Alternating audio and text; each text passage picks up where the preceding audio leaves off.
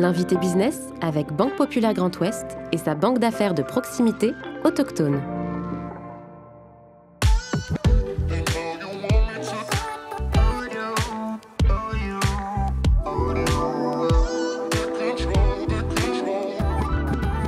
Erige Industrie, acteur historique du bâtiment en France depuis 1907, répond aux besoins des professionnels et des particuliers en proposant des solutions de menuiserie et de béton de qualité française pour tout type de construction.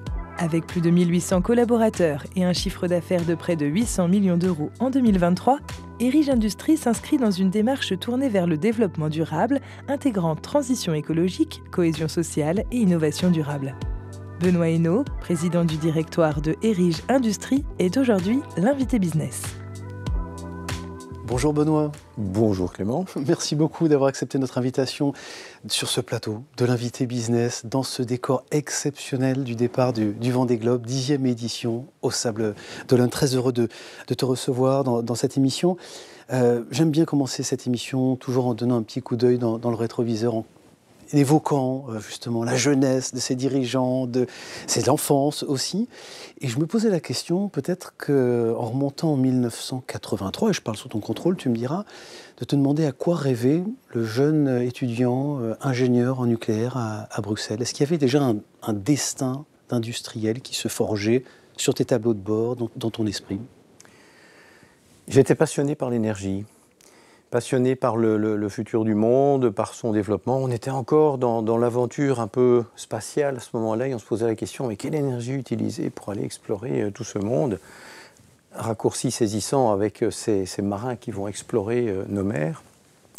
Et je me posais beaucoup de questions concernant l'énergie. Bien sûr, c'était les études, c'était le cœur de ma formation à l'époque, le nucléaire, qui est passé par beaucoup de haut et de bas et qui se révèle être finalement une énergie extraordinaire d'un point de vue environnemental, non sans risque.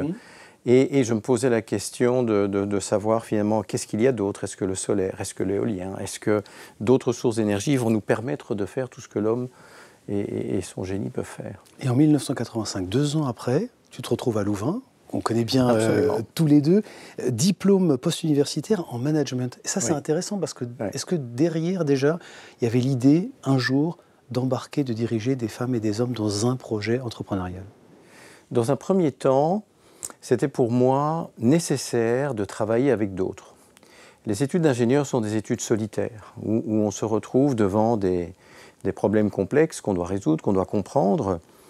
À Louvain, j'ai découvert le monde de l'équipe, des travaux qu'on mène ensemble.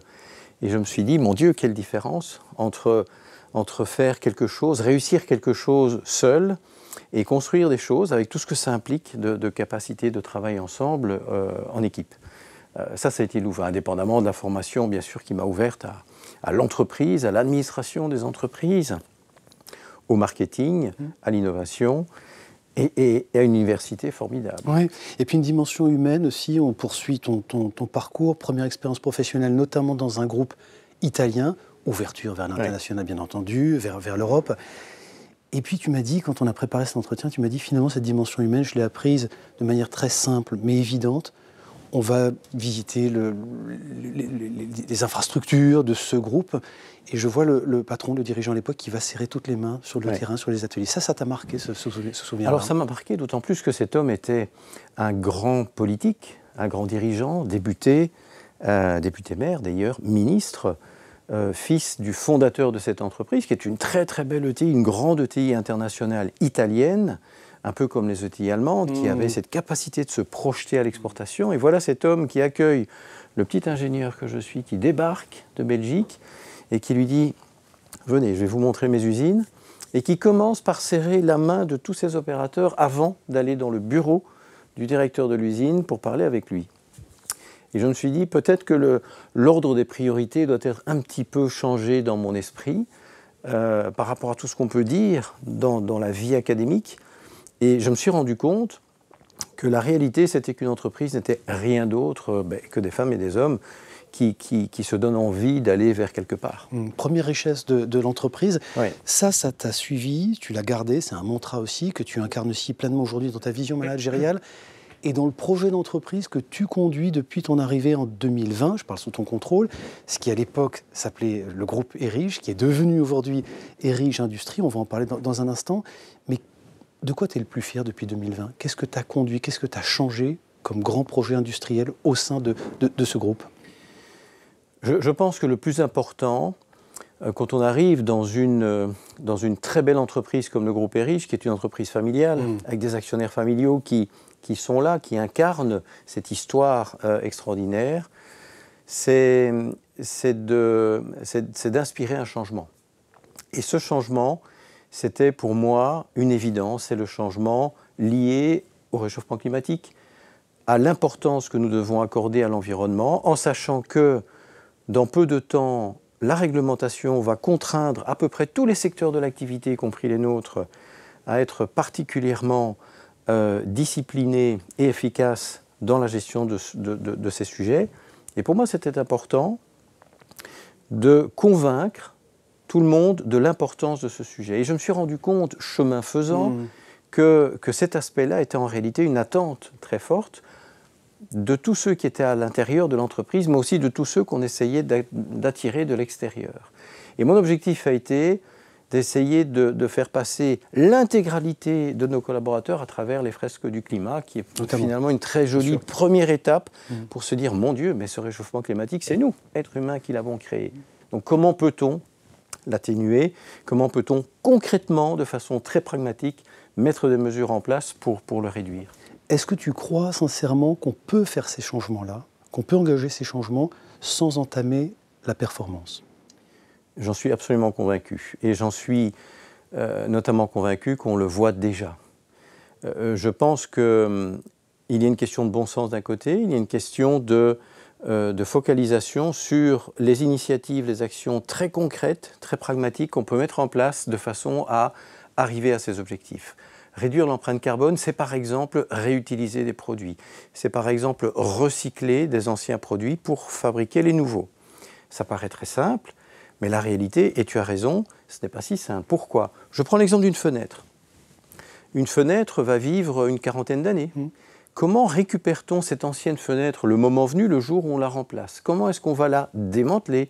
On va mettre le verre d'un côté, le PVC, l'aluminium ou le bois d'un autre. On va récupérer tout cela. On va le recycler. Comment avoir un bilan économique favorable à une opération comme celle-là? Et là, comme dans tous les métiers, comme dans toutes les initiatives, c'est un effet de massification, un effet d'expérience qui coûte au début, qui petit à petit devient un modèle et qui ensuite évolue vers de la vertu et un bilan économique positif. Donc tu penses à une conciliation possible entre le financier et l'extra-financier, avec les bons indicateurs, effectivement. Parce qu'on est dans ce contexte de voile et de navigation, avec évidemment ces performeurs qui vont partir à l'assaut de ces monstres et de ces océans, est-ce que c'est possible, ou comment ce contexte tendu, parce qu'on est dans un contexte évidemment conjoncturel très compliqué, très aigu, notamment pour le bâtiment, et tu évoquais notamment les activités en creux d'Atlantem, qui est une des filiales du groupe, comment est-ce qu'on continue, est-ce qu'on garde le cap dans ce contexte-là qui est tendu? Est-ce que parfois tu doutes? Est-ce qu'il y a des matins où tu doutes, où tu dis justement non, plus que jamais, il faut croire en ces changements, en ce projet qui s'appelle Révolution? Un projet qui s'appelle Révolution, absolument. Révolution parce que on n'est plus dans l'évolution, on n'est plus dans le changement, on n'est plus dans la transformation, qui sont autant d'étapes que nous avons bien connues toutes ces dernières décennies. On est dans une révolution parce que tout change tellement vite, tellement fort, pour des critères qui peuvent être propres à des filières, mais qui sont aussi propres à notre environnement macroéconomique ou politique ou mondial, tout simplement, avec des crises qui s'imposent à nous, qu'on doit faire preuve d'une agilité absolument incroyable. Mais je pense que le point essentiel, c'est le cap.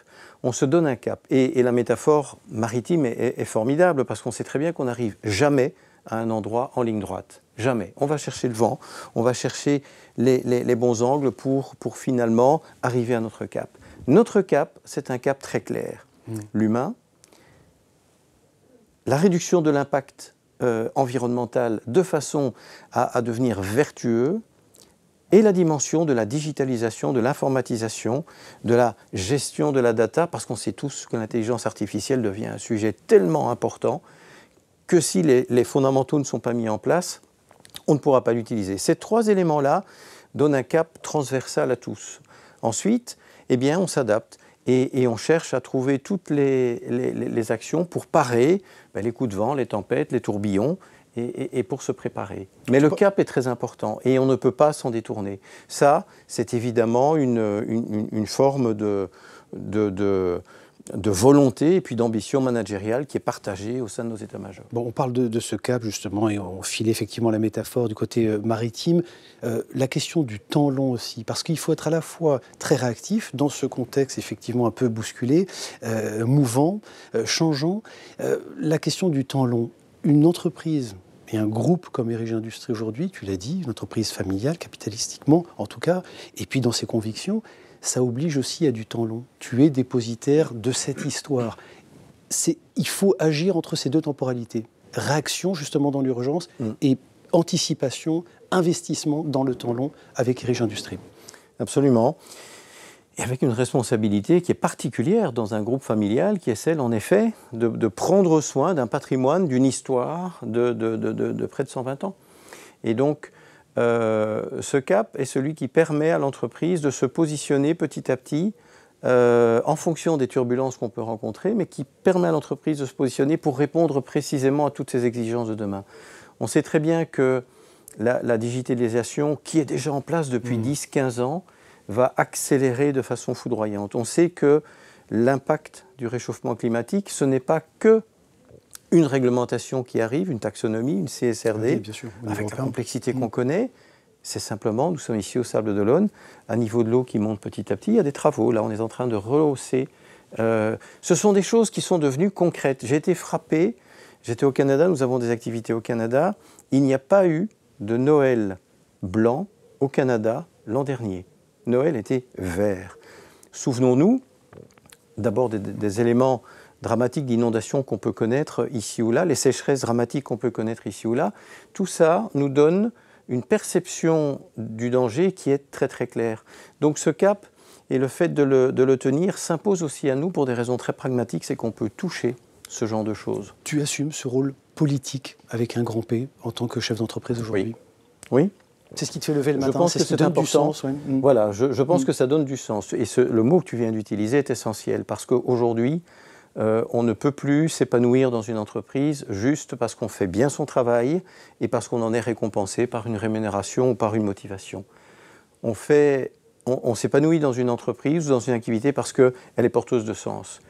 Et de surcroît, je pense que sur des sujets comme ceux-là, le politique, avec peut-être un petit p, est important, mais les entreprises ont un rôle considérable à jouer. Dans leur écosystème, au niveau territorial, au niveau national, au niveau international, les entreprises peuvent vraiment faire bouger les choses.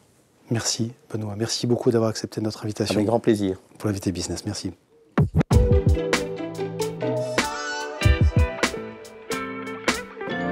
L'invité business avec Banque Populaire Grand Ouest et sa banque d'affaires de proximité autochtone.